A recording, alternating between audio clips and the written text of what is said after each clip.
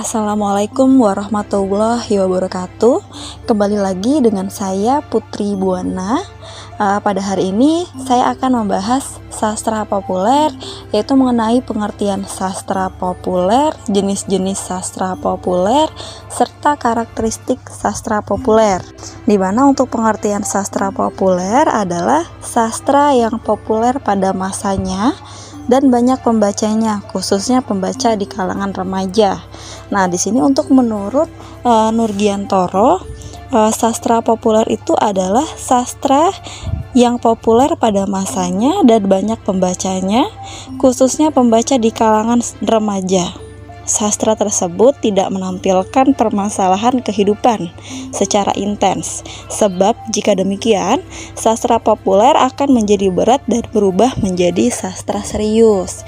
Kemudian menurut Budi Dharma, sastra populer adalah karya sastra untuk pelarian atau escape dari kebosanan rutinitas sehari-hari atau dari masalah yang sukar diselesaikan. Kemudian di sini kita akan membahas jenis-jenis sastra populer. Di mana jenis-jenis sastra populer itu ialah puisi.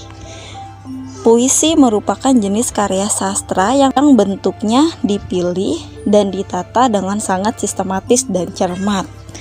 Hal ini untuk mempertajam kesadaran seseorang mengenai pengalaman dan pembangkitan tanggapan melalui bunyi, irama, dan makna yang khusus. Oleh sebab itu, puisi sangat memperhatikan kepaduan dan ketepatan dalam pemilihan kata. Selanjutnya, prosa atau fiksi merupakan salah satu bentuk karya sastra yang sifatnya menjelaskan secara terurai atau mengenai suatu masalah, peristiwa, dan lain sebagainya mengenai kehidupan manusia. Selanjutnya, novel. Novel adalah bentuk karya sastra yang memiliki unsur intrinsik dan ekstrinsik, memiliki isi lebih panjang dan kompleks.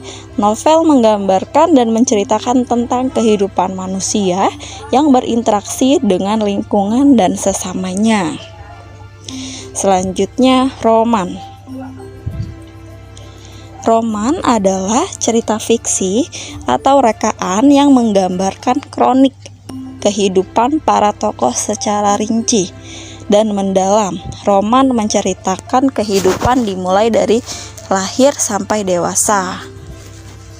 Selanjutnya, cerpen.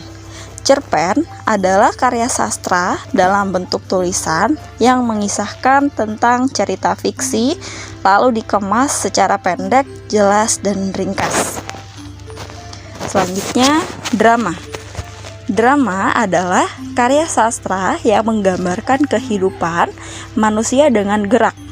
Drama menggambarkan realita kehidupan, watak, serta tingkah laku manusia melalui peran dan dialog yang dipentaskan. Kisah dan cerita dalam drama memuat konflik dan emosi yang secara khusus ditunjukkan untuk pementasan teater. Nah, untuk selanjutnya kita akan membahas karakteristik sastra populer. Nah, untuk karakteristik sastra populer ialah pertama, aspek pembaca. Nah, untuk aspek pembaca ini, sastra populer terjadi pada masanya dan penggemarnya saat itu. Kemudian untuk intensitas penyajian dan pemilihan persoalan atau tema.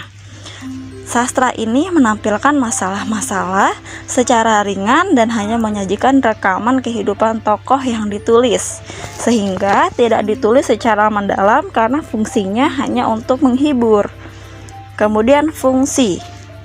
Dalam karakteristik sastra populer ini, fungsinya yaitu sebagai hiburan atau untuk menghilangkan kejenuhan semata. Kemudian struktur. Struktur yang terbentuk pada sastra populer ini menekankan pada plot yang menampilkan tokoh hanya dari segi emosi asli, dan sastra ini seolah memindahkan bahan lisan menjadi bahan tulisan sehingga bisa dibaca. Kemudian sifat. Sifat ini tergolong klise atau diulang-ulang. Kemudian situasional dan sastra populer ini terkenal hanya berdasarkan pada saat itu saja atau tergolong sementara.